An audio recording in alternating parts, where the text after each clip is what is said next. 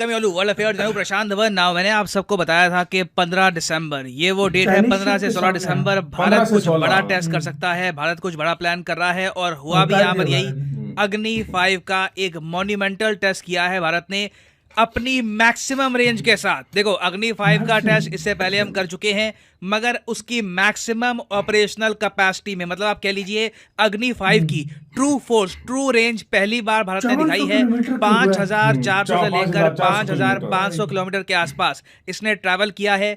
India ने अब properly China को दिखा दिया है कि पूरा चाइना, चाहे चाइना के नॉर्दर्न मोस्ट एरिया में भी शी जिनपिंग एक गुफा बना के छुप जाए, अग्नि 5 मिसाइल वहां पर भी हिट करेगा। यहाँ पे आप देख पाओगे, इसलिए बहुत से आर्टिकल पब्लिश हुए हैं। अग्नि 5 successfully tested, it can reach Beijing.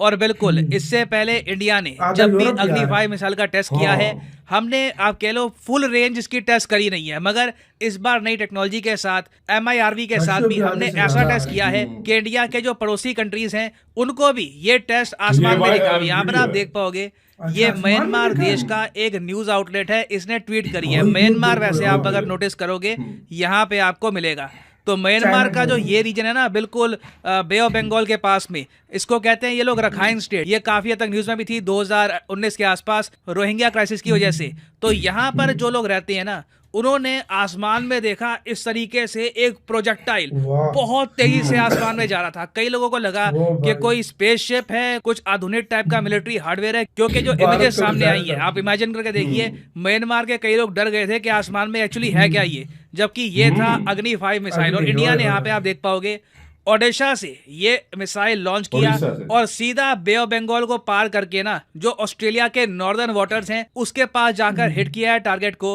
अग्नि 5 मिसाइल ने। और अगर आप सोच रहे हैं कि इंडिया ने ये मिसाइल अचानक से इसलिए टेस्ट कर लिया क्योंकि अरुणाचल प्रदेश में हुआ था, नहीं, ये इंडिया ने प्लान कर रखा था। जैसे मैंने आपको बताया 15 तारीख को ये टेस्ट होगा। इसके बारे में इंडिया ने पहली बात तो एक वार्निंग जारी करी थी, नोटिस टू द एयरमैन, कि इस रास्ते पर 15-16 दिसंबर को मत आना, हम एक मिसाइल टेस्ट करेंगे।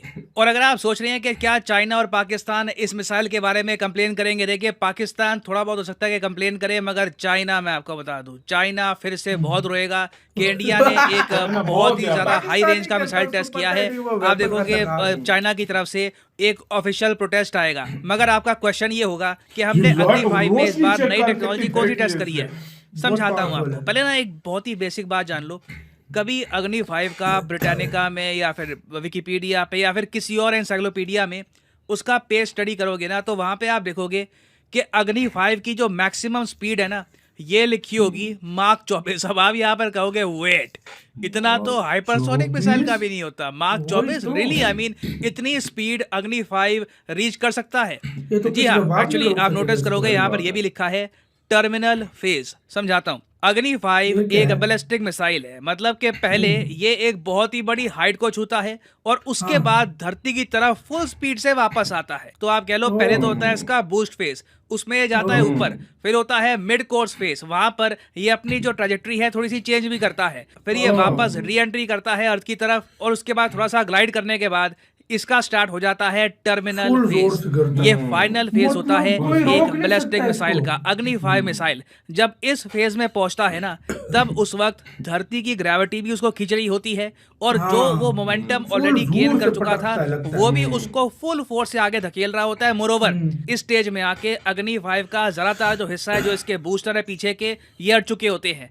टर्मिनल फेज तक ना अग्नि 5 का जो बस ये ऊपर का पार्ट बचा है ना, यही बचता है। इसमें होते हैं वॉरहेड, जो विस्फोट होगा, जो डैमेज होगा, वो यही पार्ट करेगा, बाकी नीचे का पार्ट तब तक जा चुका होता है। तो टर्मिनल फेज में जब अग्नि 5 नीचे जा रहा होता है, तब इसकी स्पीड मार्क 25 के आसपास जा सकती है। बेसिकली आप टर्मिनल फेज में एक मिसाइल जो आ रहा हो उसको रोक नहीं सकते, आपको बहुत सारा लक चाहिए। मतलब हो सकता है अगर आपके पास बहुत सारे मिसाइल डिफेंस सिस्टम हो, वो इकट्ठा अपने रॉकेट्स लॉन्च करे, कोई एक रॉकेट किस्मत से लग गया तो अलग बात है। बाकी चाइना को अच्छे से पता है कि अग्नि 5 मिसाइल से ये लोग बच नहीं पाएंगे, और इससे भारत एशिया में ना शांति भी मेंटेन कर पाएगा। क्योंकि याद रखिएगा, अगर हम लोग कमजोर होंगे तो China being a aggressive country वो हम पे अटैक करेगा। तो हमारी रिस्पॉन्सिबिलिटी बनती है कि हम चाइना को कॉन्स्टेंटली याद दिलाएं कि अगर आप एशिया में शांति भंग करोगे तो इसके बहुत ज़्यादा खराब परिणाम होंगे आपके लिए। और यहाँ पे आपका एक क्वेश्चन भी होगा कि मैंने आपको पहले बताया था कि चाइना की जो युआन वैंग स्पाई शिप है,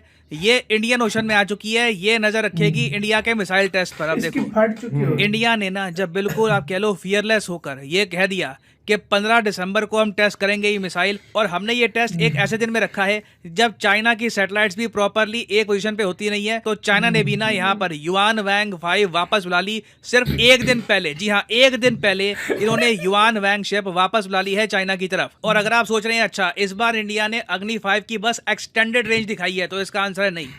ये भी बताया जा रहा है कि इंडिया ने एक स्पेशल टेक्नोलॉजी यहाँ पर टेस्ट करी है जिससे अग्नि 5 मिसाइल ज्यादा हल्का हो जाता है और ये एडिशनल अटैक्स भी कर सकता है। तो यहाँ पे हम प्राइमरली बात कर रहे हैं MIRV टेक्नोलॉजी के बारे में। MIRV की फुल होती है multiple independently targetable re entry vehicle missile. अग्नि 5 मिसाइल का एक वेरिएंट ये भी है जिसमें हम बेसिकली क्या करते हैं कि जब इसका टर्मिनल फेज आता है ना, तो उस वक्त मिसाइल का जो ऊपर का पार्ट होता है वहां पर एक वॉरहेड नहीं, एक से ज्यादा 5, 6, 7, 8, 9, 10 बहुत सारे वॉरहेड निकलते हैं। और इसका आपको एडवांटेज ये मिलता है कि अचानक से आसमान से ना सिर्फ एक वॉरहेड नहीं, मल्टीपल वॉरहेड नीचे गिर रहे होते हैं और आपके दुश्मन के पास चांस होता नहीं है खुद को बचाने का।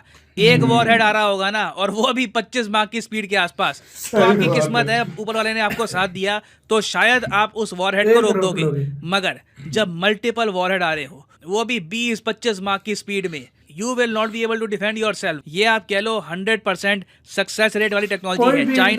चाइना छोड़िए, कोई भी देश इससे खुद को नहीं बचा पाएगा। और यहाँ पे आप देख पाओगे ये एक टाइप का नजारा है। MIRV वाला मिसाइल ना अपने टर्मिनल फेज से होकर 20 मार्क की स्पीड से नीचे गिर रहा होता है, तो ऐसा कुछ दिखता है। और ऐसे सिनेरियो में ना आप बस बादलों को देख सकते हो, ऊपर देख सकते हो कि नीचे क्या आ रहा है, उसके अलावा you can not do anything. वैसे MIRV वाले जो मिसाइल हैं ये इसलिए भी न्यूज में है क्योंकि रशिया ने भी अपने MIRV वाले मिसाइल कर दिए हैं एक्टिव। इसका नाम है ICBM RS-24। जी हाँ, RS-24 रशिया ने कर दिया है एक्टिव। और ये बताया जा रहा है कि 12 गुना ज्यादा स्ट्रॉन्गर है than the bomb that struck Hiroshima. जो बॉम्ब यूएस ने गिराया था हिरोशिमा में 1945 में, उससे 12 गुना स्ट्रॉन्गर है ये मिसाइल। मगर ऑब्वियसली मेरी उम्मीद यही है कि ये जो मिसाइल हैं ये एक्चुअली एक डेटरेंट का काम करे, ये पीस मेंटेन करें, ये मिसाइल कभी इस्तेमाल ना हो। नहीं तो अरुणाचल प्रदेश के आसपास तवांग में जैसे इंडियन और चाइनीज सोल्जर्स डंडियों से लड़ रहे थे ना, तो फ्यूचर में पूरी दुनिया में कहीं भी वॉर होगी वो डंडियों से लड़ी जाएगी, क्योंकि ऐसे मिसाइल एक बार यूज हो गए तो डंडियों के अलावा कुछ